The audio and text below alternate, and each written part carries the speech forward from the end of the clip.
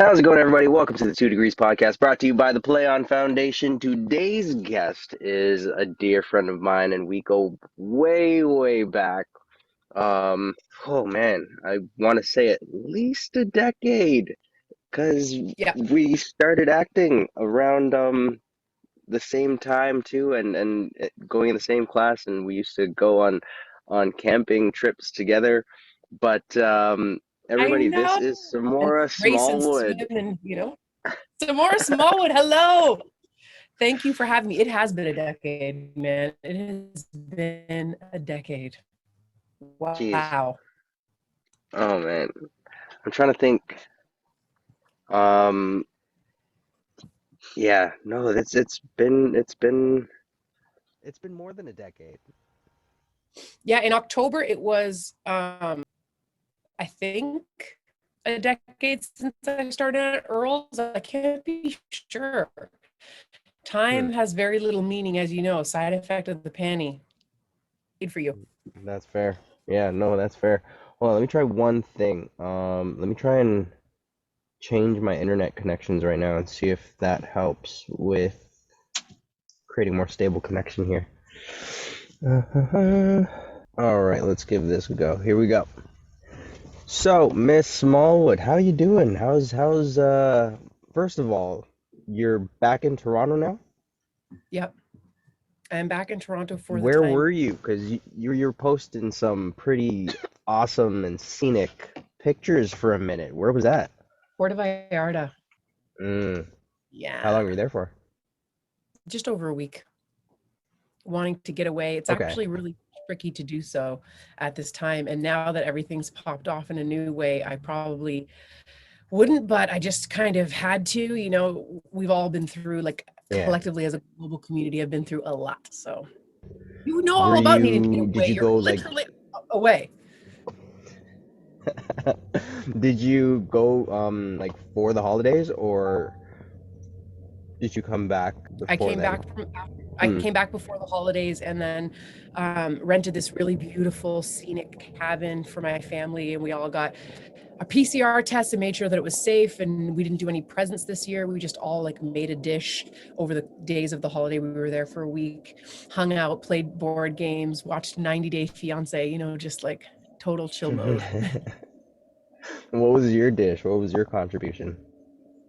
I made mac and cheese, vegan mac and cheese. Vegan mac and cheese. Mm.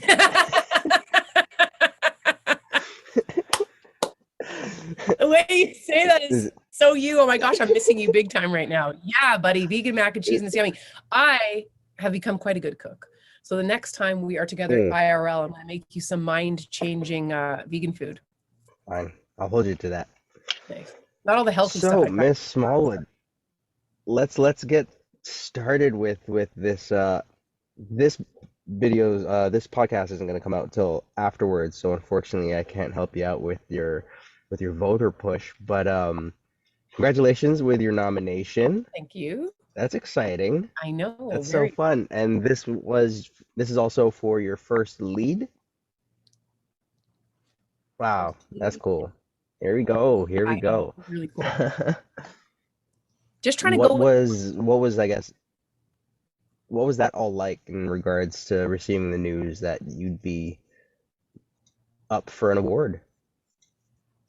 crazy and also a little bit surreal. Like, I don't know if you ever experienced this, but it's so wild, the life of a professional artist, because you work so hard to get jobs and then sometimes you get them and then that's like you don't know how to act. You're like, what? I actually got a Hmm. job, I actually did this thing. So your mind is sometimes behind that news and it starts to kick in later. And then I also think the whole COVID thing has made the preparation aspect of my personal work different, in terms of you didn't always know. Like for this film that I'm up for the award, it was when we were in the first lockdown. We shot it in the like dog days of the lockdown. So I had to be on top of my Hmm. stuff and prep wise, because something happened to my mental health in terms of like not knowing if we were going to go to set. So it's like, what do I have to prep Hmm. when, and what scenes are going to get moved, and what days will we actually be there? So it's wild, but yeah, surreal. Especially, I have so many friends, you included, who are so talented, that I know, and Canada is its whole own beast. So I'm excited to be a part of it, and nervous. Yeah. Tell us about the shoot though. So did you guys have a COVID-free shoot? Was it no problems throughout the entire thing? Yeah, no problems throughout the entire Nice. thing. At the end, there was a little scare. So we kind of found out after, like, hey, you have to do X and Y to find out if you're okay. Everyone was really safe on set. I think generally, like, so those of you watching who, if I don't know who the audience is, we're very happy to have you here listening. But for performers in Canada, we have a union, and it's called ACTRA, and in the United States it's SAG-AFTRA. And the job of the union at this time is highly involved with keeping sets safe, and especially here in Canada, it's a $20 billion industry, and you see so many performers working a lot more, so we keep it safe. So Ontario is, knock on wood, the safest place currently in the world to shoot. No massive outbreaks or shutdowns on set, any of the US service productions or the Canadian ones. So the safety protocols are amazing. From the producer standpoint, I'm just like, wow, that is just really, really, really costly to do. The safe was set, but it is tricky doing the work in that environment because normally you can connect with people. It's hard to do that with masks. I love to get to know everybody. I found it's a lot harder to remember everyone's name when the mask is on.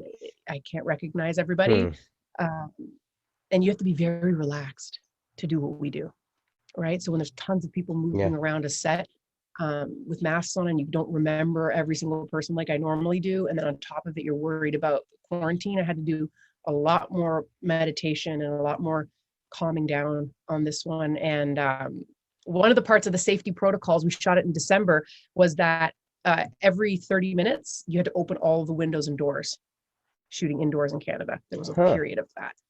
Yeah. I don't know if it ever happened like that in BC, but in Ontario you did. So it was freezing, freezing. There was actually a couple of times Interesting. where wardrobe was pulled in because my were a bit of a problem. And they were like, "Can we do something about a Was it a temperature problem? Was that very the much temperature problem?" Yes. mm. No Well, ED. that's not I don't know if that's very of the network as well. I don't know how they would feel about that, where it's like an entire film and you're having that temperature issue, if you Yeah. will. Yeah. Was that the way it was pointing? Was that Yeah. And what that one was? of the playbacks, they weren't even nipples akimbo. Brutal. But one of the scenes, my Oh favorite, man, that's so funny. one of my favorite takes, I knew that I was in the pocket. That's the take I was feeling. I had to fight for us to use that one, even though it was the nipplish situation. And I remember saying to them, like, Hmm. literally talking to the producers, even the ones that were not on set, and being like, I really like, I think it's okay. The character's scared in this scene. So let's just, can we? It's the best one. And it's the one that's in the film. So they must have watched it all and agreed that, yeah, that's the best one. Nice. So if you watch it, Oh, if that's anyone so watches funny. Death Note, directed by the amazing Sharon Lewis, very scared nipples in the final act. That's so funny. Well, again, congratulations. That's so Thank exciting. you. How are you? Man, I'm doing well. I'm doing well. Unfortunately, we caught the bug. We caught the don't know what strain or variant as we might call it, but we're on the healing end of it. So thankfully it didn't get as bad as it others have experienced. So I'm definitely grateful for that. Um, Oh, thank God. I think this is my second day that I went on a run since I've got it. So it's a plus. It's a good Wow. thing. Yeah. Um, and it's And you take those runs it, seriously. I'm trying to get back into it. I really fell off the routine because driving, um, kind of if I was driving that day, I wouldn't run. And then driving took more precedence because just getting to destinations and trying to stick to my schedule was Unbelievable. more important. But no, I think I can finally put the driving not fully to the side, but I can allot myself more time for my fitness aspect, which I definitely need to dive back into, especially for 2022. That's definitely a big push that I want to get back into because I don't feel like I'm at my performance level of fitness that I used to be What at. kind of performance? So why do you gotta say it like that? Okay, full No, but disclosure. like in When regards I to stayed with you, when I mm, stayed with you, you would go on yeah, runs every day. And I work out. Like I yeah. really, really do. I've lost 80 pounds and I've had to keep that Oh baby off. yeah, no, You would go on runs, yeah. but I came that one day. And do you remember what happened? Do you remember what You happened? died. I deuced out of there. I was like, I can tell I'm holding you back. This guy, I can't remember what show tunes you were singing. Either it was The Greatest Showman or Moana, something. And I'm like, I can't do this. I am out of here. Like, I don't want to hold you back, buddy. And I And can't like breathe. that's my benchmark too, is like being able to sing while I run because that's where my cardio's at. That's where I feel I'm at my peak performance because like I feel like I could do a monologue on stage after going through whatever if I'm at that level. So it's like I need to up my game again and just put that on the focal of 2022 in the meantime and as You we get will. into You'll pilot always have season. a very organic way of like following what you want and what you need. And you're not really pedantic about any of it. Actually, I just workshopped a play. Speaking of doing a monologue, and I was thinking of you, I was like, when Hmm. my acting coach was like, would you like to workshop a play for 6 weeks? I was like, okay. And I was a little bit What was this scared, for? but That's like, that's awesome. fun. Yeah. Pardon me, what did you What say? was it for? What was it for? It was the play. Which play was it, or why did we do it? Both. Which play it was Alan Brown's play Beirut. It's a really great Hmm. play. It was written at the height of the AIDS epidemic in New York. And so it's got a lot of parallels to what's going on now. So it's kind of a dystopian story about the P's who are positives and the negatives, the N's, are separated completely in society. And these two characters, it's a two-hand play. My character, Blue, is in love with this man, Torch, and he's a positive and I'm a negative. And the Hmm. entire play, basically, my character just does whatever she can, hides out here, scams the government to do this to get there. And the whole play takes place in where they're hiding him on the Lower East Side. And she wants to make love and make the best of it. And he doesn't want to get her sick and doesn't want to make her positive and fill her with his poison. It's a Hmm. beautiful play. I'm like forever changed because of it. And I just wanted to get back into working on stuff. And I was working with this acting coach throughout the year privately. And she was like, a few actors are getting together, all safety protocols, blah, blah, blah. It's all in place. Nice. And we're going to do either screenplays or plays. Which would you like to do? And I am in this new phase where I'm trying not to be controlling and let things flow. So I let her pick. And it And was then really, she picked stage play. And have you had experience on stage? yeah, oh yeah, that's what I got my degree Oh in. yeah, yeah, I was Yeah. about to say you went to New York for that one, right? No, I did a conservatory in New York. I went to University of Windsor and got a theater degree. I did my double major in French because my grandparents were not thrilled about acting being the only degree, um, and a certificate in women's studies. But yeah, I've done tons of plays. So Hmm. some of my favorite ones. I love comedy of manners, comedy of errors. I did School for Scandal, and I just saw Macbeth with Denzel Washington, which was amazing because I was like, I'm going Ooh, to go in. yeah. I played the weird sisters, and I was like, let's see if I remember my lines, and I did. Have you seen it? That's fun. I have not yet. I have not yet. Yeah, Was you're it on like, Prime? pardon Did I me? did I see that right? It's supposed to be on Prime? I think it's on Apple, but it might be on Prime too. I saw it in the real theater Okay. The when real when theater. that was Oh still man. allowed. I say that because we spent like a year watching everything from home, and then we were had a Yeah. short window where we were back going What's to the cinema. happening right now in Ontario? I heard there's a new lockdown happening, or is that No, that was Montreal. What's happening in Toronto? Montreal's like fully like lockdown. You have to, Yeah, I saw police parades at curfew time there. yeah, and that's Jeez. literally what this play that we did, Beirut, is about. Like I really encourage you to read it. It's a one act play, so it's like an easy read. Um, Nice. Yeah. Literally in the play, the story is that like the police have completely taken over every night. They do nightly checks, and the play actually starts off with my character, and she's gotten there, and she wants to convince him to have sex with her and saying, life out there, there's nothing without love. And he's saying, I'm not doing this, I would Hmm. never get you sick, live your life. And she's like, there is no life, you have no idea. And the police come every night and check people for moles and lesions to make sure if they've broken out, there's bodies being burned in the street. It's like really intense. But the crazy thing about good writers and a good story is that the optimism and that it's an unconditional love story was like the main thing. But that's Hmm. what's nuts is I was so happy she assigned that play because of what's going on now. There were so many parallels. I recently just heard a phrase where, in regards to writing about love, the only way to show true love is through sacrifice, while any other type of love that's on screen is just affection.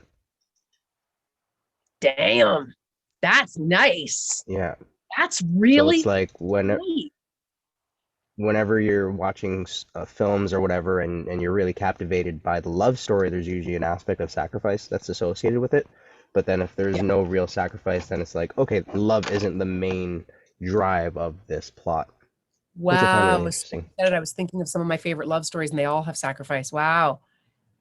So anytime you see Yeah. love on screen, ultimately involves sacrifice. Otherwise, it's just affection. Totally. I saw Swan Song, speaking of Apple, with Mahershala Ali recently. It's Ooh, I gotta watch that one. Yeah, yeah. Hit me up if you want that's autograph. on the to watch list. Well, excellent. We'll have I to don't know how share. I There's so feel where many it's of them like now. being. I know we're, because like, especially being in this industry where I'll have shows on particular streaming platforms, but then it's like I'm not subscribed to it yet.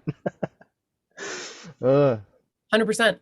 And I'll then get people are there. like, I'll hey, I get there. saw you. Someone just said that to me. And I was like, oh, did you? I haven't seen it yet. But I mean, Nice. see it if Oh you man. can, because it's so cool.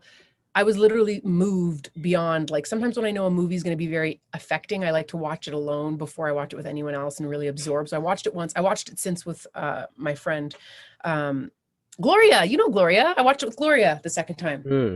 But the Nice. first time I watched it, I was absolutely like touched to my core by the love, which involves sacrifice, of this lead character, this man in the movie, played by Mahershala Ali.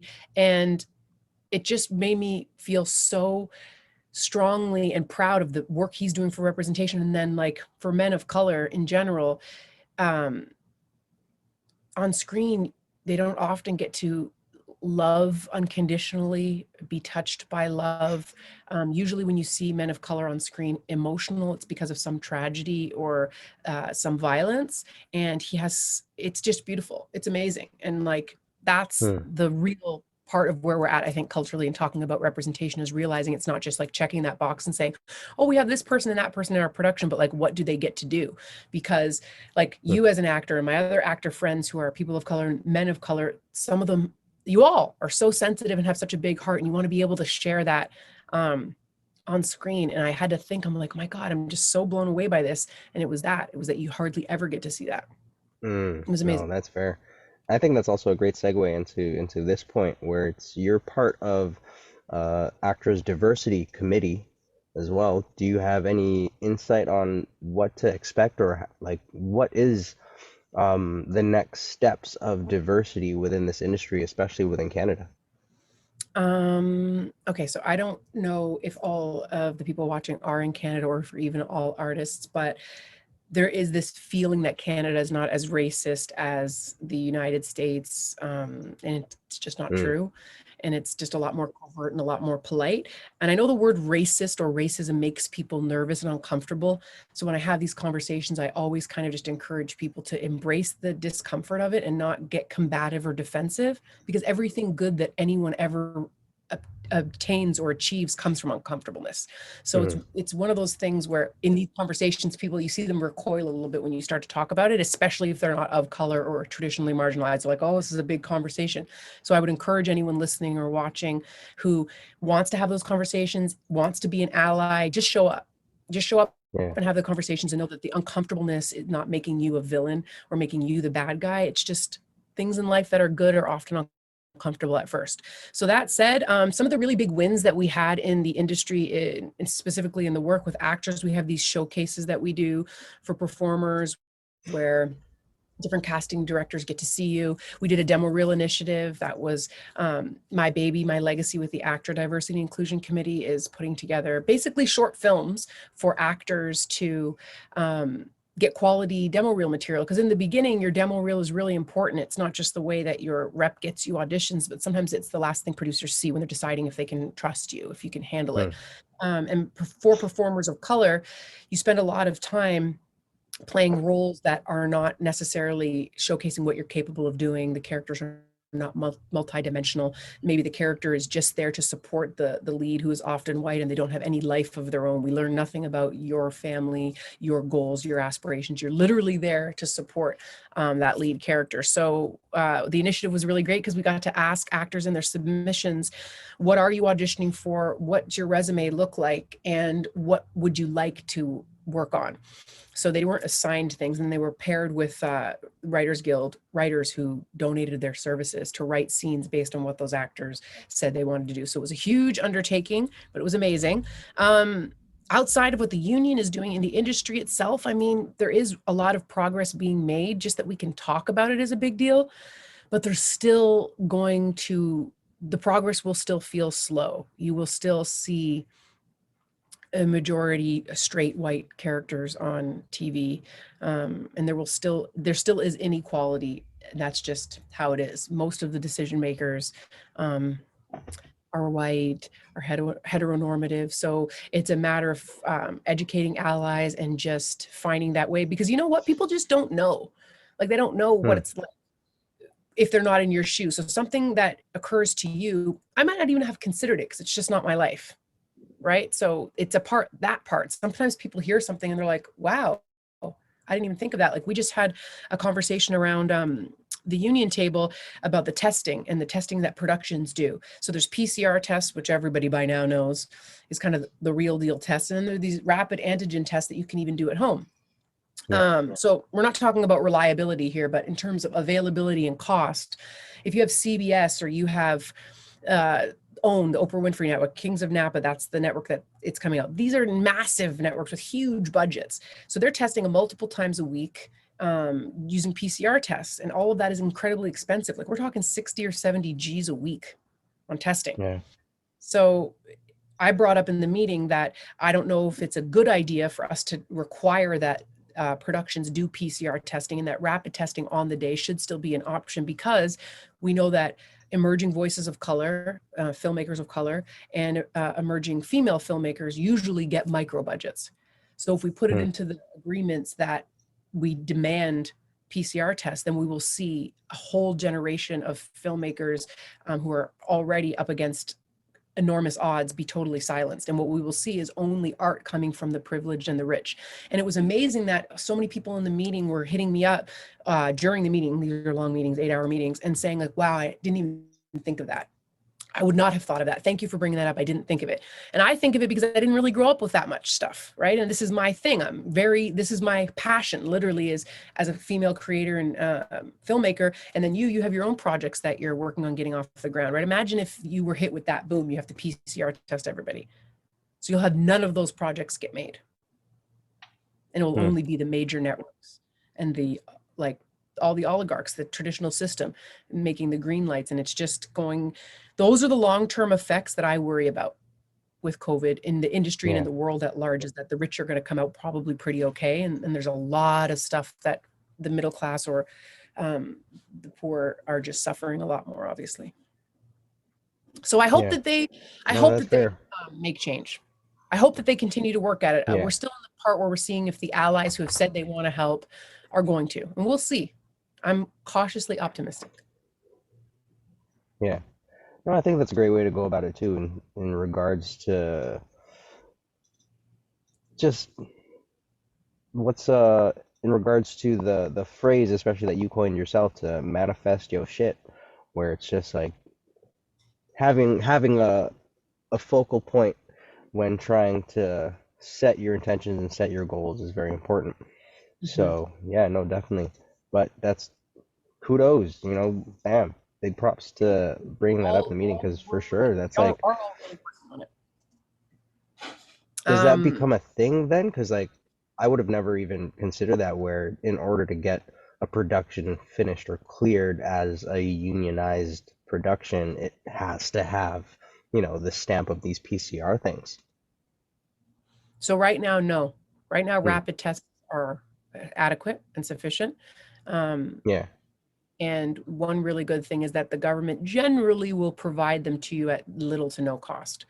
Um, so you just have to apply for those ahead of time and get them, and then they're administered. There is no rule in the agreement that anyone has to be vaccinated. It's on a production by production basis. So you've seen it in your auditions. Some places are requiring it, some places are not requiring it, but every single set is requiring the tests. And for the rapid tests, I believe now it's 48 hours, and then on the day you have to test. So Hmm. that's how it is now. I don't think it will go to PCR, because one of the ways the industry has grown here in Canada so much is all of the amazing tax credits that are available to productions that shoot here. Um, and anything that becomes cost prohibitive is going to be a detriment, and make people hesitant about wanting to shoot in a place. So we are very aware of how you draw up the agreements to put safety number one above all, but also knowing that the strategy is to continue to grow the business and the industry here, which is saying you shoot here, it's very safe. Like I said, Ontario is the safest place to shoot in the world, the least amount of outbreaks or cases on sets, and that's because of the work that gets done. But yeah, I'm excited that the rapid tests are going to continue. I mean, to be honest with you, I just wish it would go away. I know that's delusional, isn't it? Yeah. That's delusional. Yeah, no. A little bit. Yeah, especially with the way, I don't know, because media is also playing a big effect on how the people and the population is dealing with the news on, should they take the vaccine, should they not take the vaccine, should they take the booster, should they not take the booster, and then new variants are happening, and then what health professionals, like, you have health professionals saying one thing and you have other health professionals saying another thing, so it's just a real big clusterfuck of information that nobody knows where to source what to do. I So know. I know. hopefully it just kind of deals with itself in some nature way. And I don't know, not to say that we can go back to a normal, but we can go to a way of life that's at least uniform across the globe, and where everybody can agree on how Mhm. to deal with this. That's my hope with all of this. But yeah, Oh my God, completely, totally. Across the globe, if there was some semblance of equity, that would be amazing. yeah. I think we will be able to get back to normal life. I mean, we in this industry, in many ways, in so many ways, personally too, very blessed, very, very, very grateful, because we do have a semblance of normalcy in terms of our jobs. Like we Hmm. can't work from home. Like we can't.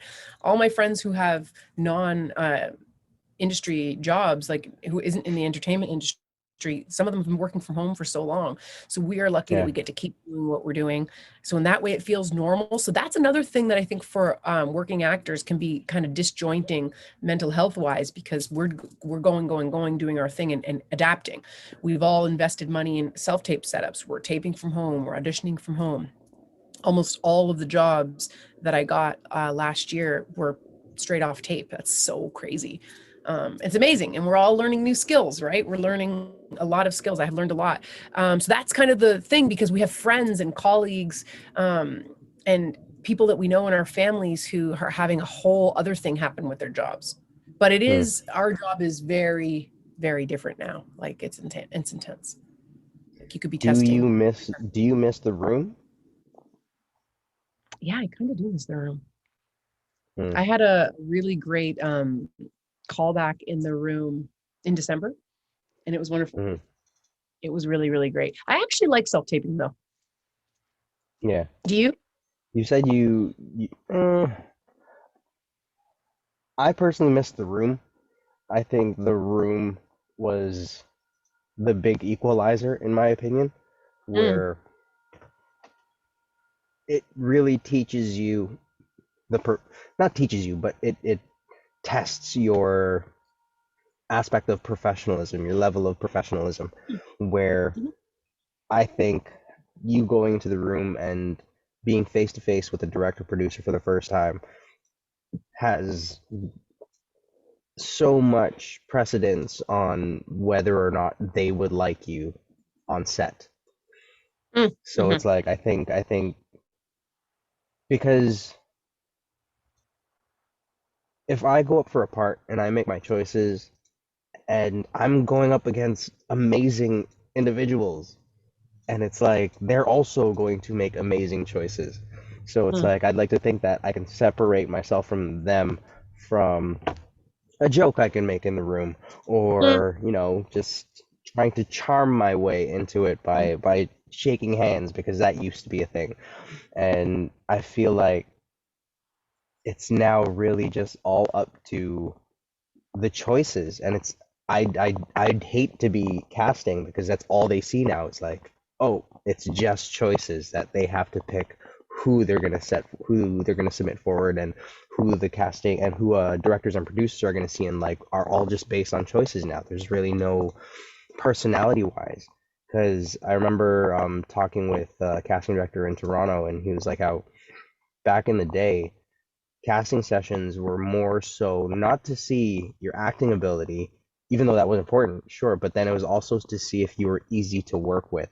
So if Mhm. they give you a stage direction, can you take it? And what kind of person you'd be on set versus just this character, which is great, but respectfully, the example that pops into my head of staying in character and it kind of going awry is Jared Leto's choice in Joker, where he was very involved in his character that kind of pushed him over the edge with castmates. So it's But I'll like send your that's classmates where rat. Not fun. Like, don't send of me a course not, rat. right? But Like, if then that's you the work on a thing project and you're where it's playing a like if psycho, please don't do it. Like, I'm telling you, because I'm manifesting the time that oh we're my gonna work goodness. together. I can't wait. Yeah. Yeah, no, oh, I can't wait. Well, also with that where it's just like I don't know, it's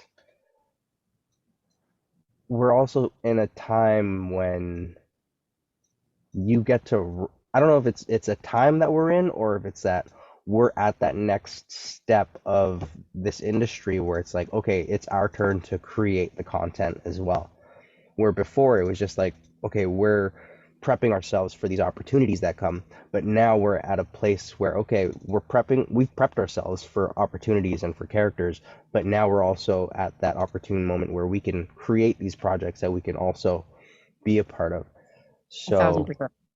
it's You know, I'm it's creating it's my series, right? I have exciting news that I'll tell you offline. oh okay. I'm excited for that. Well, can we talk about I guess that in regards to what it's taken to get to where it is today? Because you've been sitting on that for a while. A long time. Yeah. I'm so glad that you brought up the people creating your own stuff because that was one of the main things that I think came out of, especially in the group of people, the artists that I know, is being locked up in pandemic and finding ways to have your creative outlet fulfilled. Is we all, so many of us had that shift. My project was rolling before that, but so many of us had that very profound shift of realizing how am I going to move forward and do the work that I want to do, tell the story I want to tell, and impact the community the way I want to. Because waiting around to get jobs can be a grind on your mental health.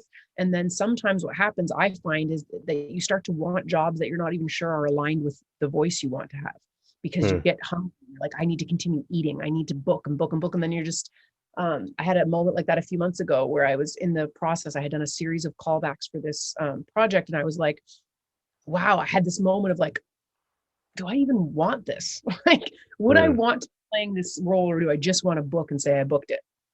So yeah, what you're talking about, that's number one key, is setting that clear intention about who you want to be. So for example, I'm glad that you brought up manifest your shit because that's where that kind of mantra came from. Because when I started doing meditating and breath work healing and working with a shaman and all that woohoo stuff, everyone that I kind of saw online and on YouTube who was talking about manifestation seemed to be pretty privileged. You know, they're there like telling you about the benefit of believing in yourself in front of like a pool and this mansion with pillars. And I'm like, yeah, it's probably Hmm. to believe that life's good when that's where you came from.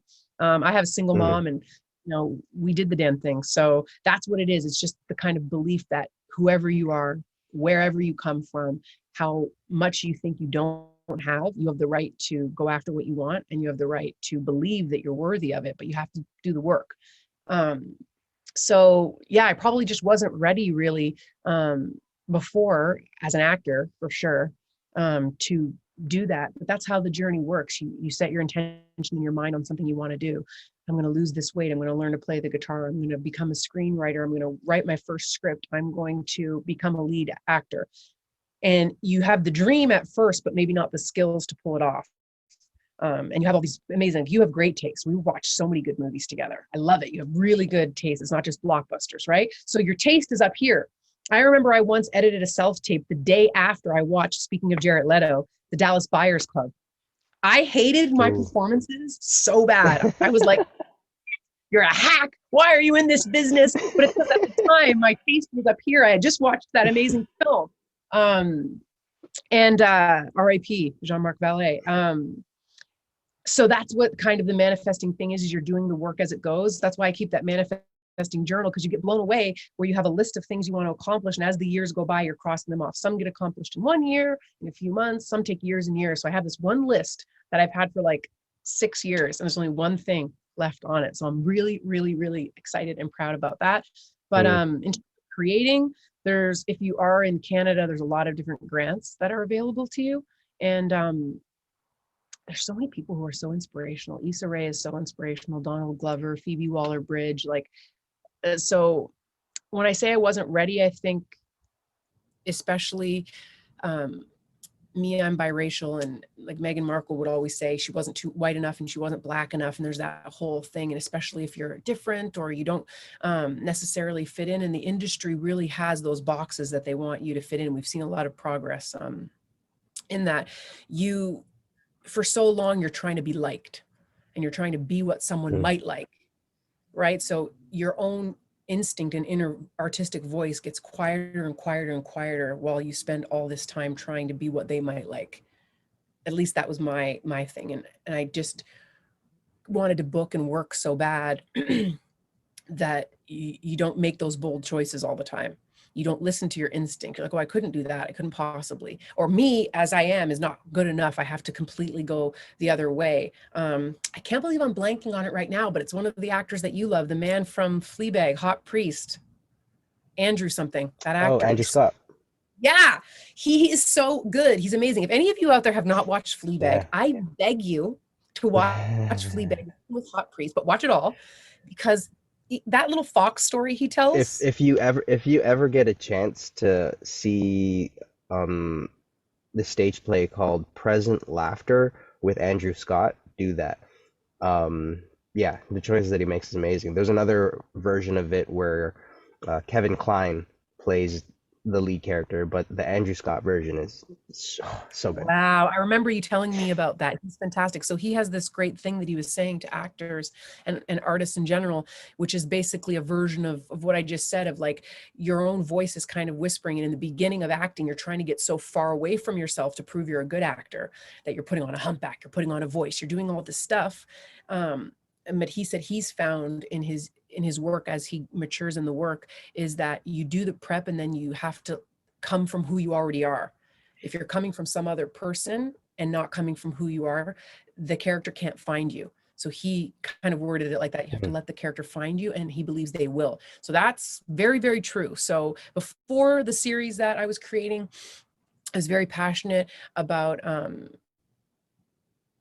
the very lighthearted tale about love, loss, and healing ultimately, but sex trafficking and who might be involved. And it's really kind of blown up now in the culture. We're seeing that people are lifting the veil on what a sex trafficker looks like. But years ago, when I was Mm. thinking about it, the show, it was always that pang of loss and nostalgia of families that lose somebody, and where do they go? And I started to do my research because I'm always thinking about underrepresented voices. I got involved with these two community groups, Reclaim Your Voice and Wellbriety Circle in Toronto, and they deal with survivors of sexual violence and survivors of sexual trafficking. And you really start to see that the system chooses who to care about. Hmm. So the Lacey Petersons and the Elizabeth Smarts get a lot of media coverage. Going back to what you were saying, the media chooses what they're going to say. The media chooses what they're going to let you care about. And then there are women, if you're poor or if you're of color, or if you don't come from a good family, they're just not going to really try and find you. So the series is called Gone, and it's just grown a lot. I've grown a lot. I've done a lot of healing, and I'm not scared of the dark parts of myself anymore. And I'm not worried if anyone likes me. And I think that's key when you look at something like Fleabag. Phoebe Waller-Bridge doesn't care if you like her, Hmm. right? He doesn't care. It's just Yeah. real, just real. So that's where we're seeing, like, it kind of circles back to the question you were talking about earlier of what are we seeing in the movement in our industry and diversity. One thing I am really seeing that I really like, we need more of it, but is we are seeing people of color and women doing things differently than they used to, and not needing to be likable so much, and being kind of either an anti-hero or an unreliable narrator, which used to just be for white people, like the Tony Sopranos, right? Or the Walter Whites, those characters, or even in Weeds, I can't remember that character, or Carrie Matheson in Homeland, those type of characters who Hmm. they're doing crazy stuff. They're putting people they love at jeopardy. They're breaking the rules. They're breaking the law. They're killing people, but we're rooting for them Yeah. because of X, Y, and Z. So now we are moving into that place where you get to I see was characters. never really rooting for Carrie in Homeland. Just I so was. I I was like, really was. she's lost the plot. She's just, Nuts. oh man. I was Like, all on Damon Lewis's side for that. I was like, he's you he's were, my hero for that. Yeah. I but felt that like stuff's he good. was the broken hero. He really was, though. He really was. Yeah. He really, really was. But see, if that character was not a white guy, it would be really tough for that to have worked. I don't know that that would have worked. I I think that think I think the interesting thing with that one was it worked because he was white, because he was taking the terrorist narrative, where terrorists are always colored. And then now all of a sudden you see this white person in this role. But then you also had like the the trolls online saying, "Oh, well, he's ginger, so he's." And I was like, "Oh man, why you got to do that for?" I don't No, know if I'm but wrong yeah, about that's this. the I don't reason know why. if you can trust a ginger. I wouldn't. Oh, I really wouldn't. that's Yeah, fair. but No, that's that's fair. one of my favorite shows. You're preaching to the choir on Hmm. that. That's the complexity of that character. Yes, because they're kind of like, it was just this year that the U.S. Legal system even put into the legal vocabulary domestic terrorist. Before it was just like a buzzword in media, Hmm. but after I can't remember which attack, because there are so many crazy white domestic terrorists who blow shit up and shoot shit up. But like, think Yeah. about Timothy Day. That was a long time ago, man.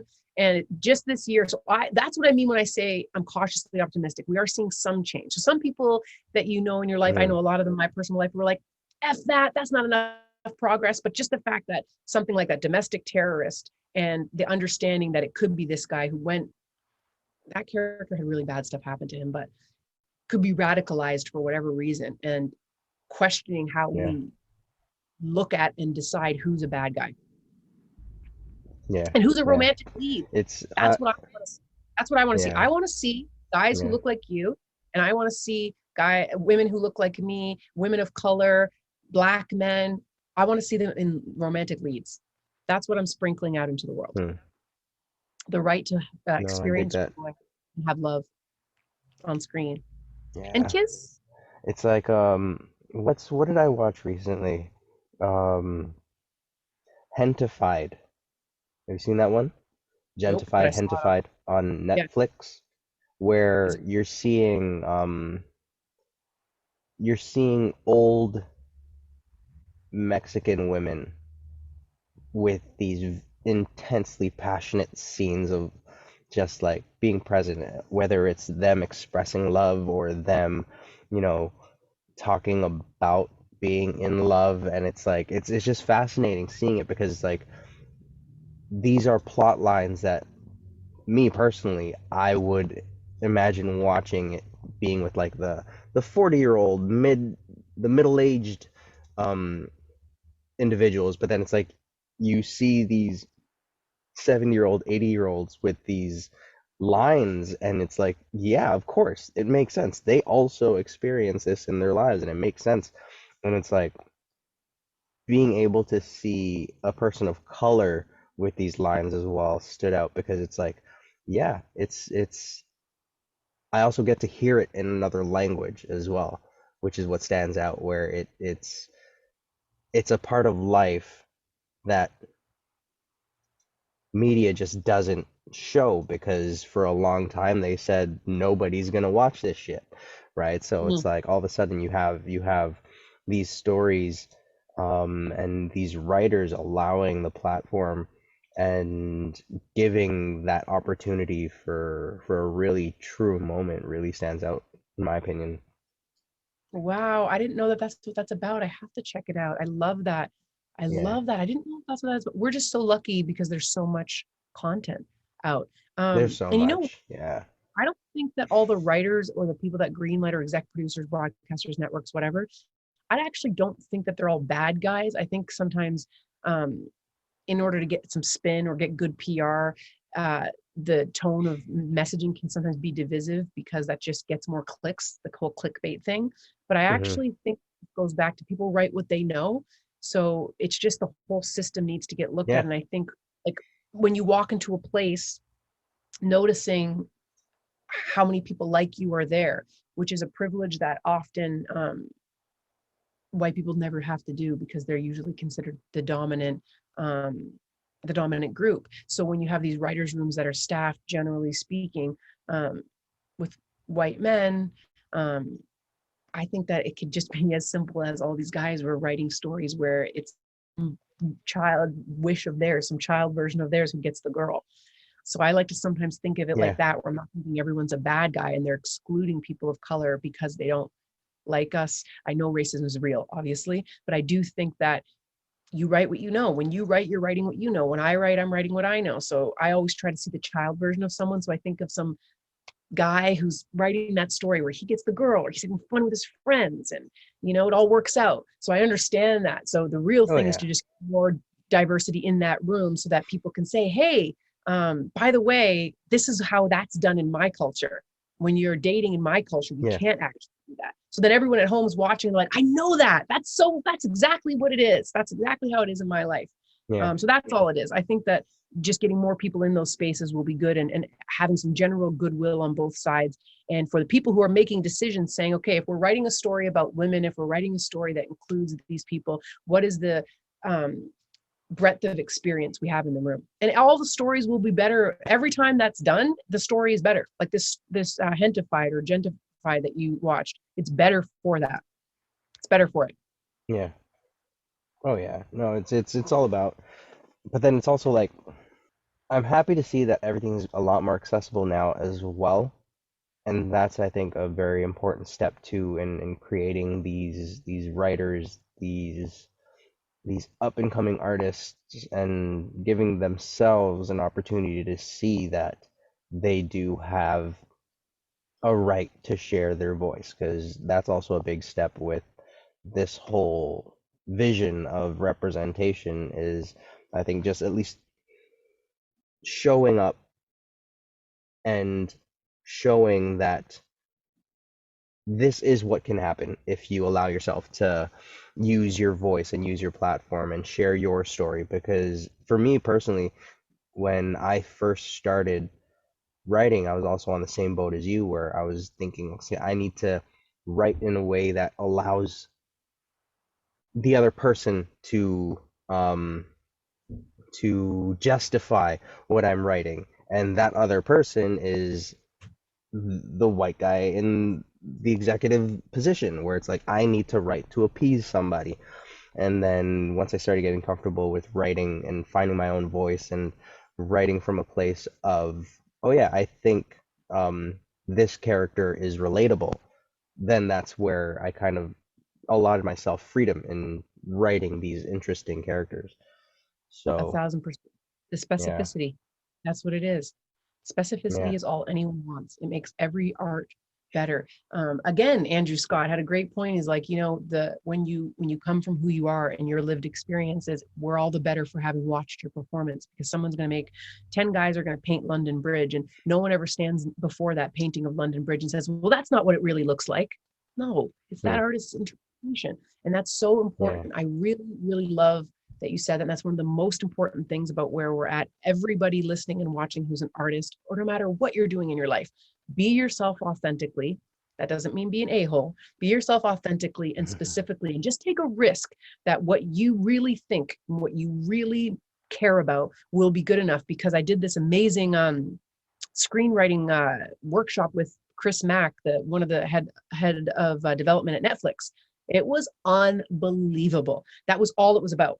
Was that all they're looking for now is stuff that's super specific. And they were talking about different shows that they've greenlit in the last little while, Unorthodox and all this stuff, and saying like, wherever you come from and whatever your specific thing is, that's the only thing anyone wants to see. So your experience of trying to write to appease somebody and me, it just isn't ringing as true, because we're not coming from that specific, true, authentic place. And in many ways, you're trying to protect the secrets of your life and not put anybody in your life maybe on Front Street. But I think that as you write or act or perform, and you tell the truth, you free yourself, you offer healing, and anyone else watching who's been through that is like, okay, I get that. I know what it's like to hate myself and I not know why.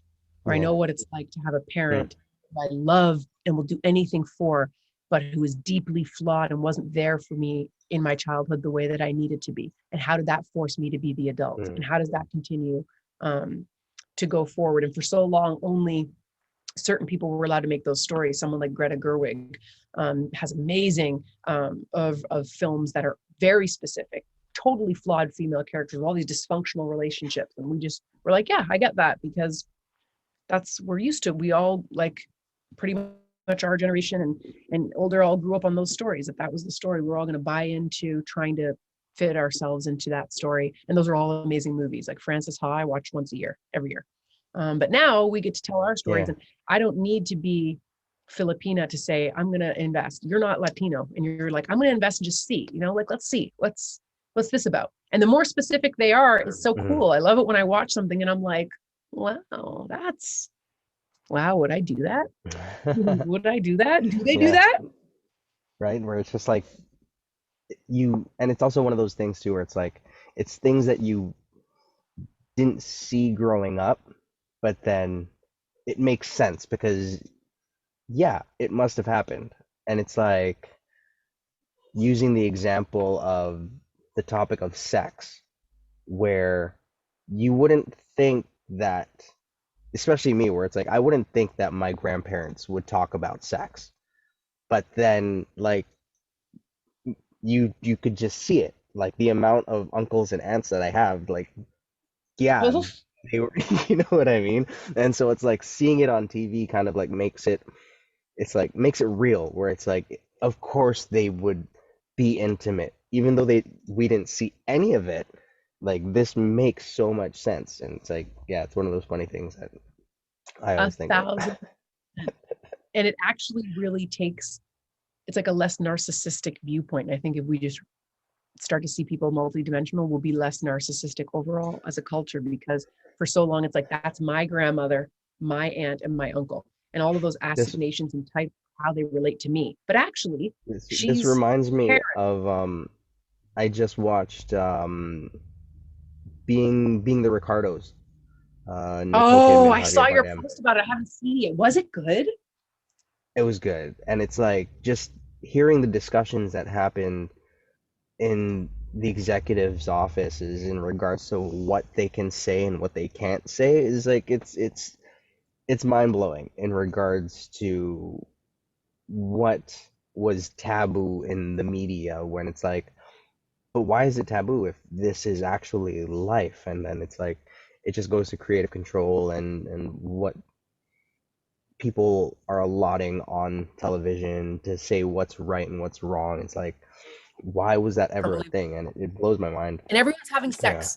Everyone's having sex. Everyone watching the show is having sex. Everyone writing the show is having sex. People are having sex in their offices, but it's unbelievable. You can't say pregnant on TV in the 1960s. You have to say the Peter Patter little. You cannot say the word pregnant. Unbelievable. Yeah, And I don't and know then if you it's saw the like thread about Nancy Reagan, yeah, that was right? hilarious. But That that's was what's amazing. Yeah. happening in the real world. That was amazing. What did I can't remember what the word was. I want to say something along the lines of throat queen. Yeah, Something, and I was like, it yeah, brings no, me great that's a joy. thing. It brings me great joy. So I just wish people would stop being so like weird about sex, right? And especially, yeah, just if everyone could just be honest and free and stop being so weird. And just doesn't that say a lot that there's so many rules about it? And in that show they explored, I have to see it. I love Nicole Kidman, I love Javier Bardem. Um, Oh my that God, so then good. we know behind the scenes the casting couch is alive and well. So it's like, Yeah, why this need to be so privately, overtly sexual and the weird power dynamics around sex? And then publicly, it's like he doth protest too much, is what it feels like to me. yeah, yeah. I play a game with myself whenever I'm watching pre-90s films where I'm like, all right, let's see if this film is gonna have a set of boobs in it. Because that was like the Hollywood standard back in the day was we gotta have boobs because we're men, and Like titties out or obviously bra. this is something titties out. Where there's so many scenes of films back in the day where it's like it would just be the most random passerby of breasts, and it's like this has nothing to do with the plot. This has nothing to do with the scene. They just wanted to have boobs in it. Hollywood, gotcha, Yeah, makes sense. absolutely, 100%. Not that I'm saying that they're not nice to look at, but it is true when it's not in important to the story. I don't get it. Like I really, really Yeah, don't understand. yeah, because that's in my opinion like the man at work power play where it's like just toss a couple boobs in there, and Yeah, it's like, oh, that'll make it better. for what reason? Yeah, and it's like the only reason that I can think of is just for their own sheer entertainment on set. It has nothing to do with the viewership. It has nothing to do with that. It's just like, oh no, we just want to see boobs in because we have all the control. We're paying all the bills. Let's put some boobs in. And it's like, it blows my mind how common it was That's a very in film interesting back in thing. the day. That's like you're gonna see it. But I'm into sex scenes. I really like it if it's done well. It can be really good. Oh yeah, It, no, for sure. it's just it can be And real then good. that's also the another thing that I try to watch for is like if I see a sex scene, was the director a guy or a girl? That's something that I also like picking up on because then there's sex is different when it's filmed by a man, and it's like you can tell when it's filmed by a man, or it's there's it just doesn't there's parts in it that just doesn't make sense, and it I makes me laugh. know. Really true. I do that too. Like, you jump on IMDb and you're like, sometimes even if I'm watching an intimate scene or a love scene, I want to know, is the director involved with one of these actors? And sometimes you go on IMDb, you're like, oh shit, Hmm. they're married. You go on Google, you're like, oh wow, they're married. Because Yeah. it's just like in Yeah. Macbeth, the way Joel Cohen, he's the one who directed it. Yeah, Joel Cohen, who directed the film. It's his first time, I think, doing it without his brother, the Cohen brothers. And I would have known that Hmm. he's married to Frances McDormand, like just from how it's the lighting and the camera caresses her, and he takes such great care to make sure she's and that's just why another reason why I think it's so important to have more representation. I'm so glad you brought up women directing sex scenes, because there's a certain way to light and to use the camera for different face shapes and for different skin tones. And if you are not, because when you have tokenized diversity, sometimes you'll be the only person of color on a set or in a scene. And then there's a lot of responsibility on you because you're worried. Am I being lit correctly? And then when Hmm. you watch it later, you're like, nope, I wasn't. I was actually right. That was not all in my head. I gaslighted myself. I didn't need anyone to gaslight me. I did it to myself. Everyone else is lit beautifully. You can barely see me and you see every wrinkle I have. I was right about that. But when you have more people around, then you, Hmm. as a performer, you get to do a better job because you're not so worried. Right, you're not so worried about every single thing. Are they going to be able to do my hair? Will they have the right makeup for me? Will I be lit properly? And you can just stop thinking about that. And when you have people behind the camera, um, I love, like, I can always tell, not always, but you can usually tell when it's a female DP. And those, if it's somebody who's like you or understands or cares a little bit more, or knows where you're coming from, they take that great care to shoot you in that way. Like Zero Dark 30 is such a Mm. good example. It's a war movie. It's incredibly violent, very, very violent. It's torture, for Pete's sake. But I think having a female POV on it really matters. So it's not like, take down all men, burn it down to the ground. Maybe it's a little bit that, but the big part of it is just have chicks and have people of color on your team, so that there's someone other than the Mm. performer thinking about how to light the scene so that it's fun. That's how stars are made. Here's I have an interesting question. Um, look at me prefacing my question to be interesting. Love Um, it. but in regards to the realm of diversity, I'm curious to know your opinion on this.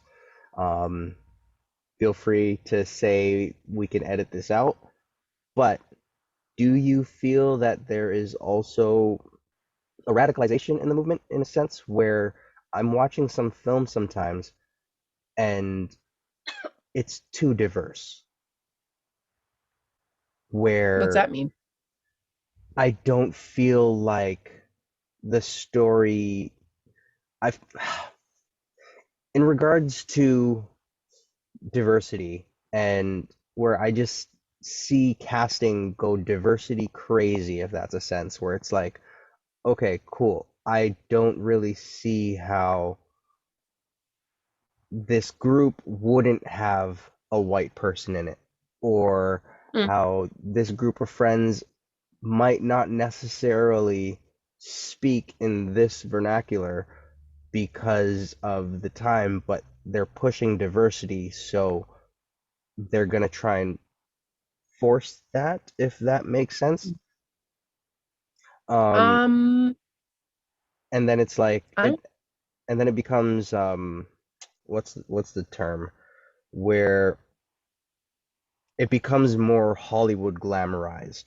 So an example that I'll give, and Spending my your Filipino disbelief. com- my Filipino community might not agree with me because of the moves that they were trying to do with this. But so, like for example, there was a an animated film that was based on Filipino lore called Trece on Netflix, and they made it um, subtitled, and they made the main language of it English, but they still had Filipino um, characters reading the English. But it's like it's a Filipino story, so now they're pushing diversity, which is great, but then they're losing the essence of it by not allowing it to be in Tagalog. And Mm-hmm. it's like, now which way do we go in this fight for diversity? Are we happy that we have, a Filipino American cast, or do we still try to Mm. protest the fact that this is not a Filipino American story? This is a Filipino story. So now are Aaron Sorkin they at fault? Aaron Sorkin talked about that in Being the Ricardos, because people were brawling because Javier Bardem is not Cuban, and saying like, halt the presses, like, come on. Okay, so that's Mhm. a very layered conversation. Some of the examples you gave, sorry, are for different stuff, but they all tie back, I think, to the main thing, which is authenticity. So the over diversity crazy thing, um, over diversity meaning, would this group of people ever be friends? And if they were, why doesn't it include another type of a person? So the reality is, in real life, people generally tend in many ways or to spend time with people who are like them. It's just kind of Mhm. how it is. Um, but I have seen a lot of projects where it's like they're kind of sprinkling a little diversity on everything, right? So they will have all, everywhere you look, it feels forced and fake. Uh, so I know what you mean. The game I like to play with TV is, are all of the people of or film, are all the people in this movie, who, for every person of color in this film, are they subservient? Do they have agency of their own? Mhm. Because sometimes stuff looks really diverse and you're like, oh, wait a minute though, that black woman was the Filipino lady was a caretaker. And then you start to realize, oh wow, and that black guy was the taxi driver. and you start to see that they're all kind of in a service position to a white centered story. I think that if you Google or if you IMDb those projects where you're like, this feels really weird, this feels forced diversity, you will Hmm. probably see that the casting director and everybody involved in that process, producers, exec producers, whatever, are probably not of color. And what they're trying to do is be allies by sprinkling diversity here and there. And what ends up happening is you don't always have meaningful or realistic diversity. So I think that that's the wrong approach. And we talk a lot about that at the union. A couple of the casting directors here in Toronto have done a lot of work in understanding the breakdowns. We put out a whole list of language that can't appear in breakdowns that different communities find offensive, because we have so many members of ACTRA members, performers on the D&I committee and beyond, who feel like the feeling in Canada and at large is, oh, well, we had Kim's Convenience, so we can check the Asian box. We've done the Asian thing.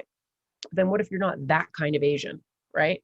Like there's so many different iterations of it. So we have members who feel like they're too dark. They're not the right kind of Asian. They're too dark of Asians to be. And then when you have people making those stories or producing those things who, because hopefully now we'll see changes where when people of color or women are creating projects and they go and get development, that the licensing and the ownership is not completely taken from them, because then that's silly. Then it's like you're doing this thing, but then now everybody who's doing the project is not of that community or of color, so it loses a lot of its authenticity. And then when it finally reaches its intended audience, it loses impact, like what you're feeling and what I feel when I'm like, okay, that feels like really, really intense. Because sometimes you'll see a story and you're like, oh great, here comes a Chinese character, awesome, and they come, and then that character is also the gay person in the story.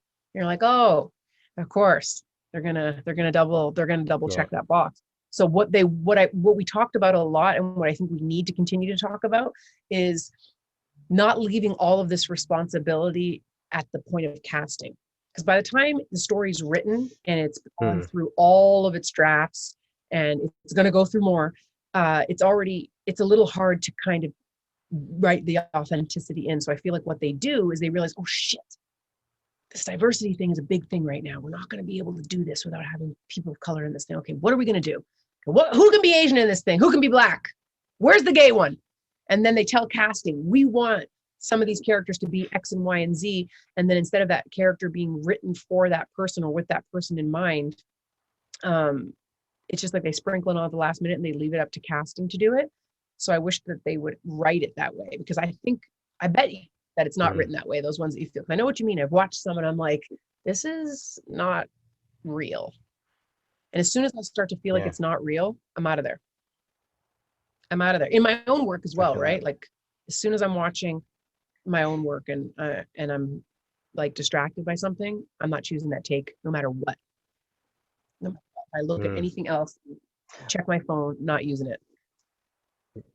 That's fair. What No, was that's the a that's second a part that you said? uh The first thing was that, that about Tagalog. I'm saying that right? Do you speak it? yeah, not But you fluently. could speak it if you were playing a character of it. So Yeah. see, this is the amazing thing. So there was always going to be people who come for you. That's the world we live in. Fighting and divisiveness is just what we've been sold. So there will be people who, if you asked for Hmm. like a really important role of a Filipino character, and then they would look you up and they'd be like, he doesn't. And then in interviews, they'd be like, well, he Yeah. needed a translator for the interviews he did for our market. That's not fair. That's not right. Why did he get that part? So it's really a Hmm. nuanced conversation. I don't think that you will have to edit it out, because I want to be as transparent and as honest as I can be, because it is my big passion, real representation. I think um, it's so hard because you want the best person for the job. And Yeah.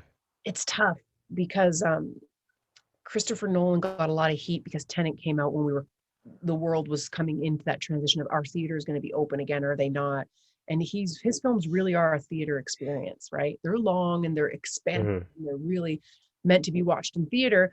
And he's kind of trying to say we should reject this idea that a success for a movie is 200 million, 300 million, 500 million, $600 million. We're not going to see any more independent film if that's the meter for success. And that beast of a success is only if the movie made 600 million on a budget of 200 million. um, Yeah. there's too much pressure to cast celebrities. and there's Yeah. too much pressure to someone with box office draw, and we lose the ability to get to know a brand new actor or to take a risk. Like nobody wanted Al Pacino for Michael Corleone in The Mm, Godfather, yeah. and Robert Evans and Francis Ford Coppola really pushed, like they had gone ahead and cast somebody else. And Yeah. the guy who plays Sonny, James Caan, always talks about how he owes Al Pacino his career, because they had a different Sonny cast as well, but Al Pacino's like a smaller Yeah. guy and they had to cast him. He's a smaller man. So that's the golden age, right? When they're going to introduce us to new people, maybe. So I think the pressure of needing these massive box office successes and feeding that capitalist beast makes it impossible. So they're like, well, we have to get somebody who's well known for this role. Who cares if they're really from that background? So there's that piece of it where I think I would rather see a good actor who's new or that I don't know of than a celebrity playing a role they're not right for. Um, Hmm. and then have the Okay. studio say that they're going to spend the marketing money on it, because the only reason we, like, say Angelina Jolie, for example, the only reason we know about all her goodwill gestures and how she's a UN global ambassador and all this amazing work she does for charities, because she's got a PR team letting you know. So that piece too, where the people who are in charge, who are traditionally have been in charge and maybe are not of color, not women, not traditionally marginalized, they'll say, yeah, sure, we'll greenlight that project with that actor that not that many people know and he's of color, but we're not giving you the marketing budget to make this a success. So it kind of perpetuates that inevitable circle of like, see, I told you, making movies with guys that nobody really knows is not a good idea. And it's like, well, did it get the Yeah. marketing money that all this other stuff got? Because some stuff you can't turn on the TV or go to the subway or go anywhere without seeing the poster for it. Yeah. So that's the piece too, is the whole system. That's what I'm saying. Like by the time it comes to casting, everything in the system has to say, okay, if we're doing this, then we have to give the marketing budgets to these projects as well to make sure that they're a success. And then you will see that the audiences will show up for them. And Hmm. it's wild. I always watch something in its language. I would have probably wanted that to be in its language and rather read the subtitles in English. Yeah. Were they the That's what actual we ended up actors doing. doing it? Yeah. Well, like doing all they had it filmed in, or they had it recorded in the States.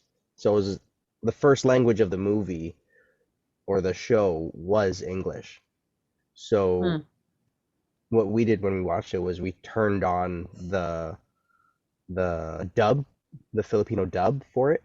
So we were listening to it in another language, which made it Hmm. so much more fun in my opinion. Hmm.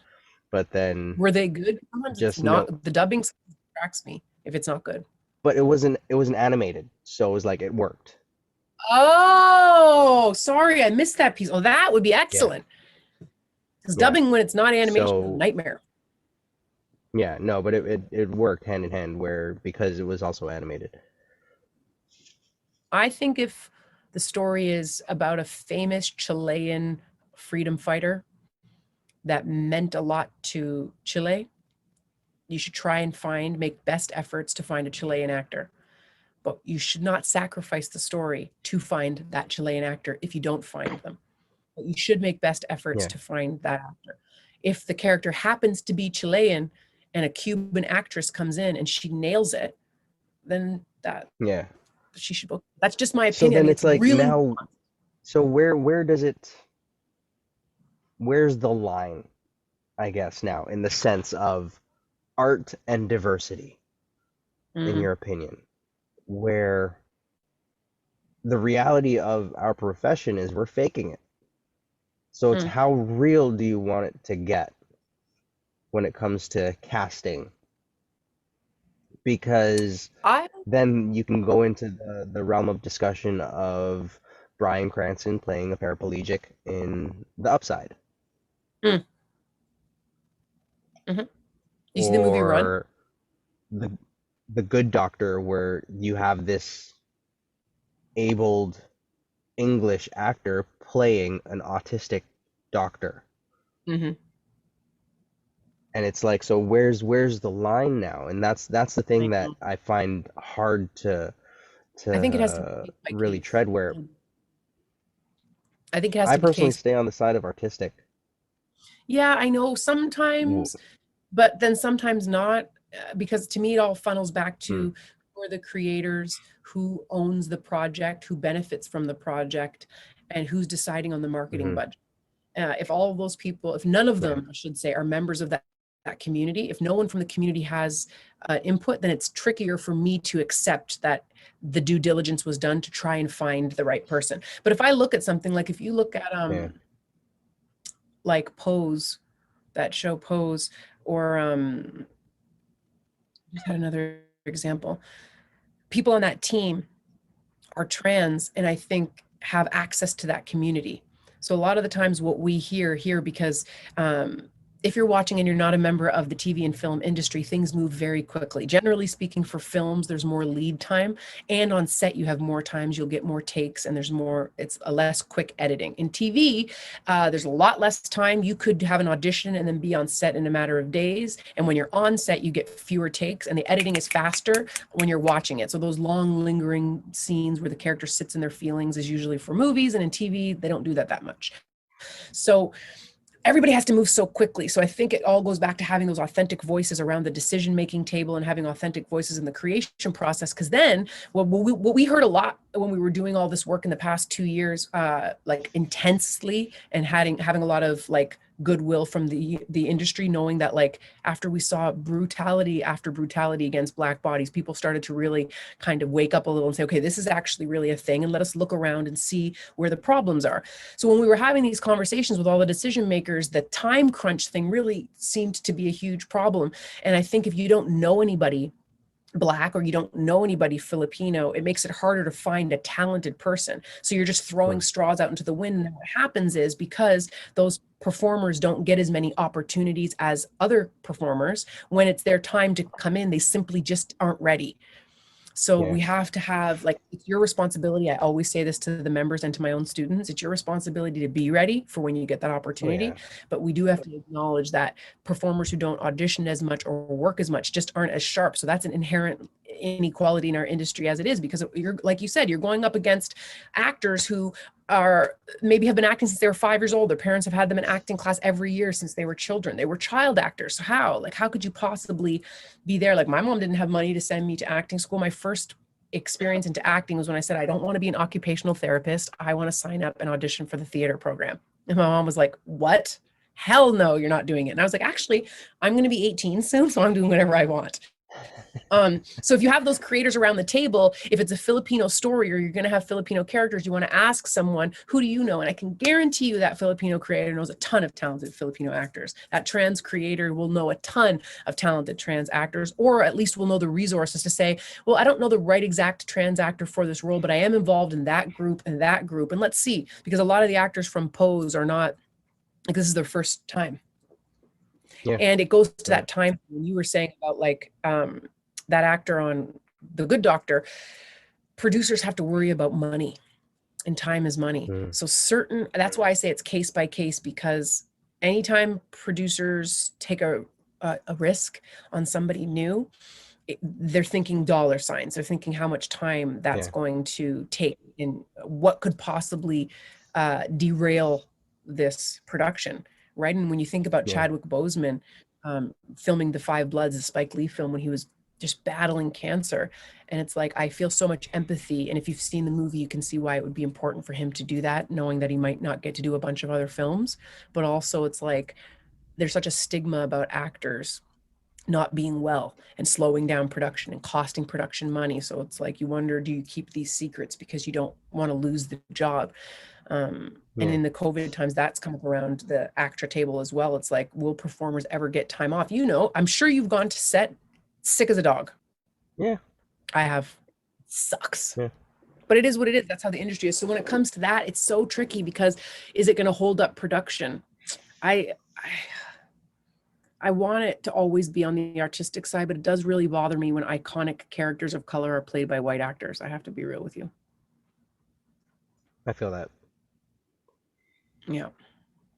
We're in the middle of the growth period, right? We don't have all the answers. That's the Yeah, thing. We just have our opinions and our passions and our beliefs.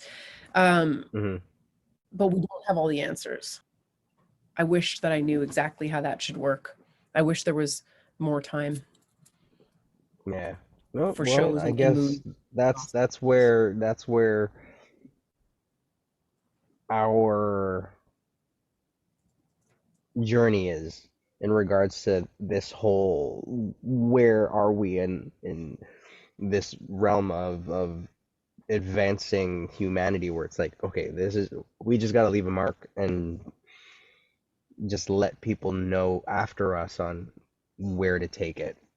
And Mhm. hopefully we're able to have a strong enough voice to encourage growth in whatever we hope is the right direction. 1,000%. You know what annoys me more? What annoys me more is influencers playing roles in movies, or people who have a big, huge like presence or following or whatever, their TikTok vibe, getting roles, and you watch it and you're Yeah. like, you are not good. Like, or you even see Yeah. actors who No, are not I've necessarily influencers, and you're just like, you're not good, like at all. I don't buy this. yeah. Yeah. That's That and no, that in my opinion is like the perversion of our craft is where, oh, you're hiring this person for likes. It's totally it's separate wrong. industry, It's but wrong. Really, yeah, really it wrong. sucks. Like, are we really going to have the fans of some 18-year-old TikToker decide the box office numbers and determine the cultural zeitgeist? Is that the rabbit hole we want to go down? It all comes down to worshiping money, man. If people just continue to Yeah. worship money and nothing else, this is what will happen. Because why? Why? Yeah. Why kowtow to someone with all of these followers? And at the end of the day, their followers are children. How can they Yeah. decide? I had such shitty taste when I was actually, no, I didn't. I did not have shitty taste. No, I had good taste. I had Leonardo DiCaprio all over That's my so funny. walls when I was, Of and all course I you did was did. dream of the day that we would kiss. Oh Who did man. you dream about kissing? Um, my first one was Tyra Banks, and then it was Lucy Liu, Oh yeah. Which Lucy Liu? and then What was the first one? Charlie's Angel. Oh, 100%. My That favorite. was definitely up there, no, for sure. And then Marissa Tomei, Oh, you did and Beirut. specifically Marissa Tomei in What Women Want. Oh, that's such a good movie. I love that movie. That's such a good She script. she Who wrote that was, movie? yeah, that was a brilliant That's a script. very good script. Why can't I But do it? I'm looking it up. Wow, Xavier, yeah, see, this is what I meant. You do have Marissa very good Tomei. taste. See? That's an excellent list. Marissa Tomei, she did Beirut. She premiered Beirut. Marissa Tomei seems to just like stay in the zone. She never like really ages. She just is herself because she premiered Beirut in Yeah. 1984 Oh in New York. wow. She was the first person who did the show. And it's so funny because that's what my teacher said. She's like, I picked the play for you. She goes, Marissa Tomei debuted this and you give me a Marissa Tomei vibe. One of the best compliments I ever got. And she's born the day before me. When the teacher said it, I Googled it. I was Hmm. like, wow. Okay, so What Women Want. I have to know who wrote it because it's an excellent script. That's not what it's called. And that was back at, What's the movie called? huh? Yeah, What Women Want. Yeah, What Women Want. And then Mel Gibson was the Oh male yeah, lead in it. Nancy Meyers. I like her movies. They're really Hmm. white movies though, generally, but she's a really good filmmaker. Oh, it had a bunch. It's But one of those like movies back in that the has a day bunch too, of where it's like, writers. yeah. Wow, those. But anyways, Miss Samora Smallwood, thank you so much for coming on and Thank you. giving us your insight on this industry and on life as well. And hopefully it translates to bigger and so much better things, especially in this new year. Yeah, it will. And hashtag manifest your shit. Yes, I agreed to do this so that we could catch up at length. You're one of my favorite friends Yes, to talk yes. about all And this stuff with. Um, thank you. but we have to get offline. Likewise. We should make a date soon to come back on Zoom so that we can talk about all the grants and stuff, the projects, and all the things that you're working on. Catch me up to date on where they're at. It's been a long time since I read them. It's been a long Yeah, time since you looked at my stuff. We've both grown a lot. I want to, because this is going to be that year where sounds we good. step into that power as creators. You know that, right? Oh, 100%. 100%. Okay, feel better, my friend. So thank you You so never much. age. But everybody, once again, thanks for tuning in to 2 Degrees Podcast, brought to you by the Play On Foundation. And everybody, check out Samora Smallwood and everything that she's doing. Links all in below. And subscribe, hit like, tell a friend. And yeah, thanks for tuning in. Sending lots of love. Bye.